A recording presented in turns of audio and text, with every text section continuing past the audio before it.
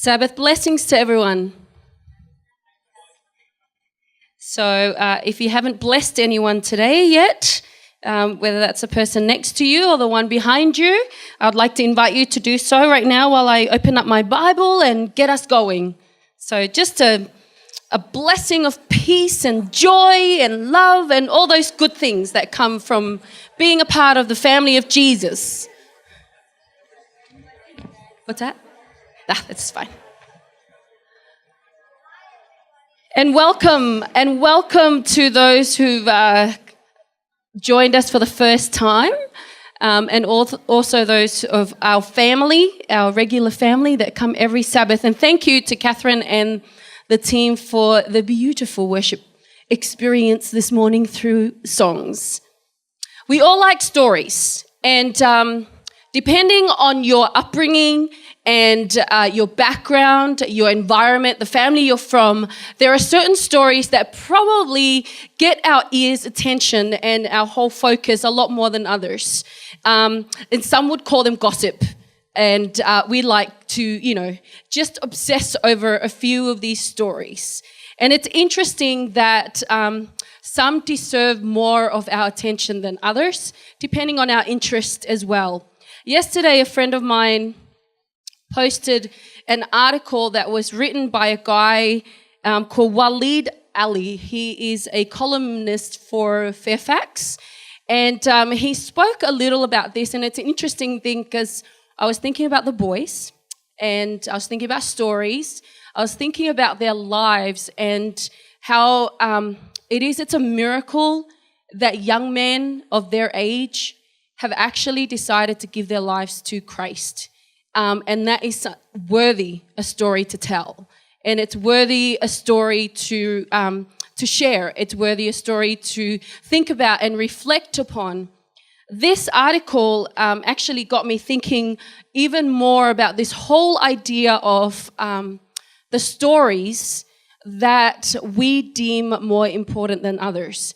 And he's a professor at Monash University. I won't read out the whole article, but it goes something along the lines of he's been reflecting on recent media stories, stories that the media feel is important for us to pore over and pay attention to, and also lives that are more important than others.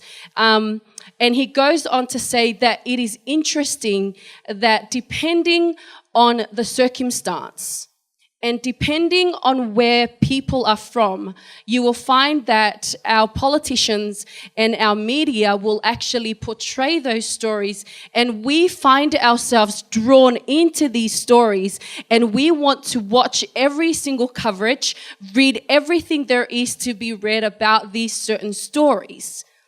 And he challenges the notion, when he was writing this, obviously it has been devastating to find that, an aeroplane, civilian aeroplane, was shot off the sky. We've all heard it. In fact, it's covered numerous times since this event actually happened. But he says, it's interesting that when you read into this story, obviously for Australia, our focus is going to be on the Australians that have lost their lives in this in this tragedy. But then he says, as he writes this, 600 plus Palestinians have been bombed out of their homes. There are children who have been playing innocently on the beaches, and, do we mourn for them? And he goes on to say, look, we don't have all the stats as of yet, but the same period of time while we have been covering the story of MH17, there's something like 29 people that have been killed on our roads, and the youngest of them is 2 years old. And then he sort of just does the comparison, and he says, which of these stories are more important than others? Which stories do you find yourself drawn to, and you want to find out everything there is to know about this story? And then I want to just read, he obviously he's a political professor. So his opinion comes from that angle. He talks about how the Egyptian press has pretty much dehumanized the Gazans because of Hamas and his actions. And then he goes on to say, the fear that he has, or the universal principle that we have, is that the deaths. I'm gonna read it. Otherwise, I'm not going to paraphrase it well.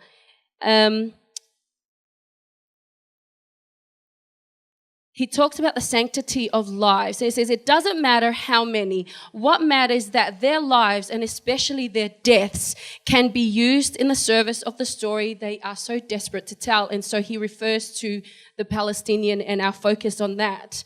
And he fears that the universal principle, it is not merely the death of innocents that moves us, even in very large numbers. It is the circumstances of it that matter. We decide which deaths to mourn, which to ignore, which to celebrate, and which to rationalize on the basis of what story we want them to tell. Palestinian deaths matter more than Sudanese ones if you want to tell a story of Israeli aggression. Israeli deaths matter more than the Palestinian ones if you want to tell a story of Hamas terrorism. Asylum seeker deaths at sea matter more than those on land if you want to tell the story about people smuggling. But a death in a detention trumps all if your story is about government brutality. And a death from starvation matters if you want to tell a story about global inequality, which so few people do. Everyone will insist they are merely giving innocent human lives their due. And that's true, but only in the most partial of sense. These are political stories driven by political commitments. And then the last, and you've read a little bit of this, and I guess I just wanted to highlight with a bit, if I was to write this last one, where his hope is, I hope for a world where the value of human life is universal enough that we can outrage ourselves, where we can tell the stories we don't particularly want to, the stories in which we are neither the heroes nor the victims, but the guilty, but also the stories of the resurrected, especially in light of today and the theme of today with the young men that have given their lives to Christ. I hope for that kind of a world where we tell stories, where every life is sacred, and not just stories because they come from a certain background or that they are affiliated with a certain denomination. Another article that I kind of not cringed at, but it made me think again about this whole idea of which stories do we find ourselves poring over. And another friend of mine posted, because in the Adventist Review, they posted an article of an Adventist that actually changed their flight to not be on the same flight as MH17. And of course, the discussion goes something like, so does that mean that God only saves those that are Adventists? Well, I'll leave you to answer that. And of course, there's just numerous comments and conversations, as you can imagine, over this. But again, we are drawn to certain stories. And I guess at the end of it, the challenge is that lives are sacred. Every life is sacred, no matter the background of the person. And it doesn't really matter how much bad, if I can be so grammatically bad at that, that person has done. And I get thinking about the story that I guess for a lot of you that have come here, you've chosen to come to celebrate the story of 3 young lives. And there are 2 passages that I want to draw your attention to today, really briefly, before I call Matt and Andrew and Brody to come and join me on the stage. One of the stories is found in Luke chapter 12, and this passage actually comes from the fact that Jesus was warning those that were listening to him, but also giving them instruction. The warning is you're going to get caught up in hypocrisy, different kind of stories. So stories of hypocrisy. And he talks to people about how they're going to be drawn into this and be torn apart in this. But then he talks about how, within this, it's about destruction of the soul. And then he goes on in verse 4. And this, I guess, is a specific encouragement for you three, but also for those who need to hear this. I tell you, my friends, do not be afraid of those who kill the body and after that can do no more. But I will show you whom you should fear. Fear him who, after the killing of the body, has power to throw you into hell. Yes, I tell you, fear him. Are not 5 sparrows sold for 2 pennies? Yet not one of them is forgotten by God. We have shared this many a time and looking into the fact that God values life and God remembers life. And he remembers and is actually acknowledging the fact that God even sees these sparrows that are sold for very little for someone else's food. He says God actually saw that. God also saw the way that they were killed. So their death was honored. And it shows us a story of a God that actually sees and values human lives. Because in this passage, and we've read it before, he says, if that is the case, yet not one of them is forgotten by God. Indeed, the very hairs of your head are all numbered. Don't be afraid, you are worth more than many sparrows. But yet God acknowledges the sacred life of a sparrow as well. And there's a difference. And then he goes on to say here, I tell you, whoever acknowledges me before men, which you young men are doing today, the Son of Man will also acknowledge you. And acknowledge you not only in front of these people, but also in front of the angels, which is what this passage is talking about. The other passage I want to draw your attention to as well is also found, and there's some similar sort of themes within these passages, and they all to do with the fact that God is acknowledging lives, but also the fact that God acknowledges when you're going through stuff, God sees it, hears it, and is attentive to it.